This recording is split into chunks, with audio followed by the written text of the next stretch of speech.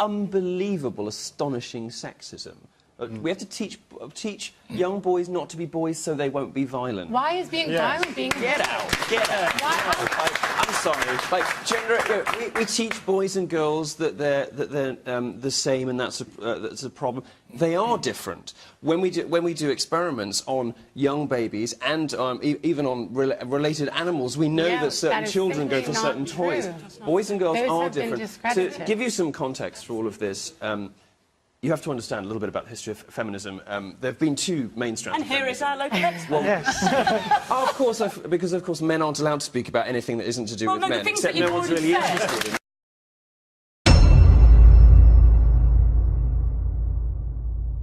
in. We talk about separate but equal, but, you know, having even mentioned the Floyd Mayweather fight, they walked away with, you know, hundreds of millions of dollars at stake. You being at the height of your sport, maybe make, what, $1 million at most per fight. Does that anger you, and what can we do to change that? I don't like to talk about exactly how much money I make, but I'm extremely comfortable and happy. You are? Yes. Okay, so... And, you know, if I got to a point where I had almost 50 fights, I would probably be making close to the same amount of money that Floyd does.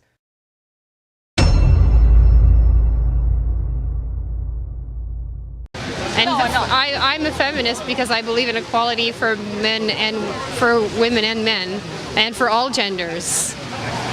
So women and men. No, all genders. No, so women and men.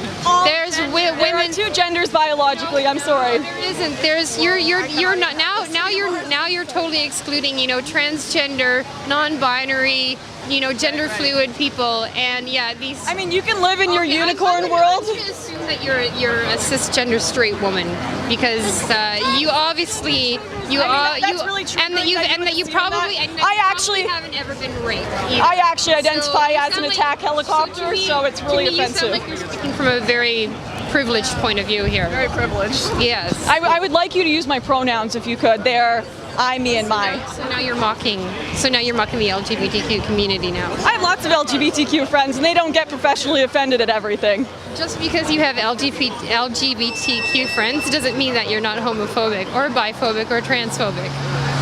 That's like me saying, oh, I have black friends, so I'm not racist. My LGBTQ friends are usually male and female and not some unicorn gender that's been made up. That's so hateful. You're just like erasing, yeah. Construct. Gender is a social construct, right? And I don't have boobs. That's just a social construct. Oh, and penises don't exist, right? I have no idea what you're talking about. There's male and there's female. There are two biological genders. Science exists. I'm sorry to tell you all that science exists, but it does. There is biology, there is science. I mean, you can live in your magical, made-up world with trigger warnings. Friends, you know, hear you talking right now, because they'll come out of the woodworks and defend me, guaranteed. Because I've got lots of friends. That's great. And you know what? I'm finding a lot of what you're saying extremely offensive. That's great. And I'm sure that I know a lot of people. Loud. And I mean, science probably disagrees with you. Validate those people's experiences, like transgender people. That's so important to their lives and their identity and their happiness and their well-being and their health. How can you deny the existence of these people's identities and their need to have that well-being? They can do whatever they want. That doesn't mean science or myself have to agree with you believing you are a gender, you believing you're a demigirl or some non-existent gender that's been made up. It's not just non-existent, it's incredibly important to them.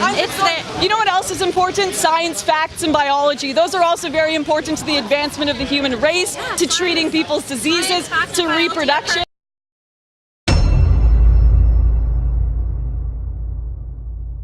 How can you argue that racism is not a driving factor in income inequality? Because it has nothing to do with race and everything to do with culture. And when you have a culture that doesn't, you know what? Explain to me. You explain to me why black kids aren't graduating high school. Explain that one to me. Explain to me why black kids are shooting each other in rates significantly higher than whites are shooting each other. Explain to me why 13% of the population is responsible for 50% of the murder. Explain to me why the number of black kids in prison, not for innocent reasons, not for walking down the street and getting pulled into a prison, is so high? Explain, if it has nothing to do with culture, explain to me why the single motherhood rate in the black community jumped from 20% to 70% in the same course of time that the civil rights movement has made such tremendous strides. Is America more racist now than it was in 1960? And if it is, please explain to me how that happened.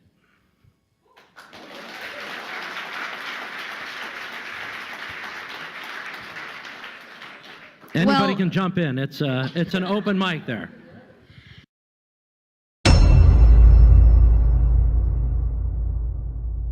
The vast majority of people who are stopped and frisked are black and Hispanic. That's because the vast majority of people in New York City who actually commit gun crimes are black and Hispanic. I'm sorry, I can't do anything about that.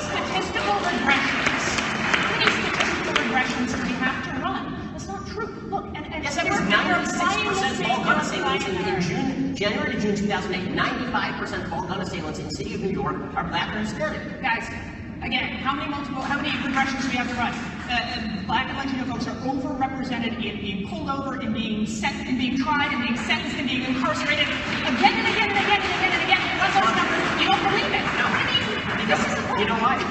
The reason I don't believe that is because let's take speeding. Let's agree on facts. That's how we have democracy when we can't. Right, because you don't care about them and I do. So it is not anybody's fault that 50% of the murders in this country are committed by young black men. It's not the fault of the people who are putting them in prison that those people happen to be black.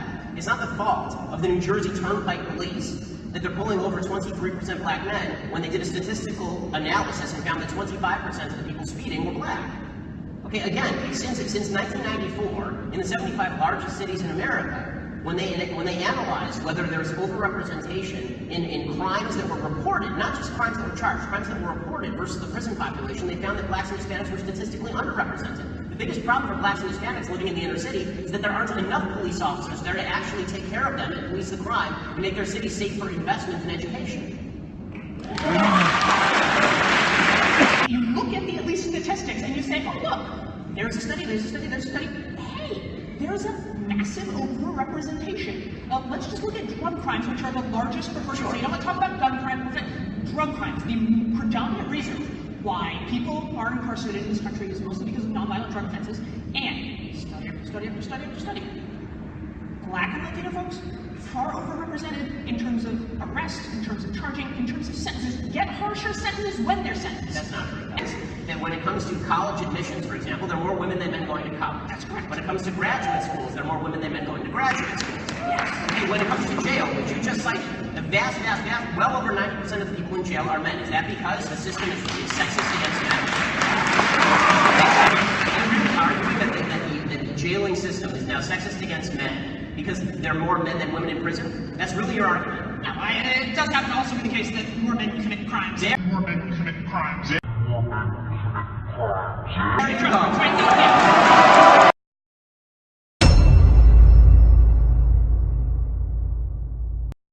That's in the media. Michelle, what do you people want? What do I want? Michelle, When you say you people, what do you mean? the complaining black people blaming others for the failure of their parents and their lives, What complaint blaming have we made? others for whatever it is you complain about. What is it exactly do you want from white people?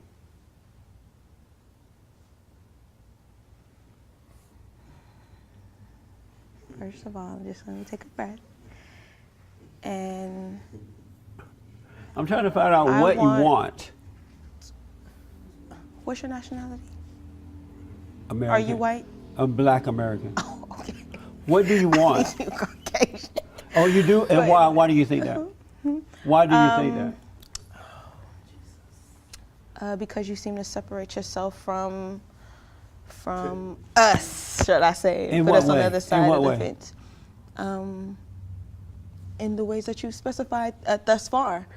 Meaning what? Tell me, give me an example and tell me what you mean. How you mean? What do you people want from white people? Meaning that I'm not with you. Oh, okay, I It's got you. just y'all by yourself, right? Let me explain why I do that. What you don't know is that there are two realities in life. Mm-hmm. One is that of good and one is that of evil. And now that I've been able to overcome evil, I don't identify with angry, evil black people. I identify with other blacks and others who are on the side of good.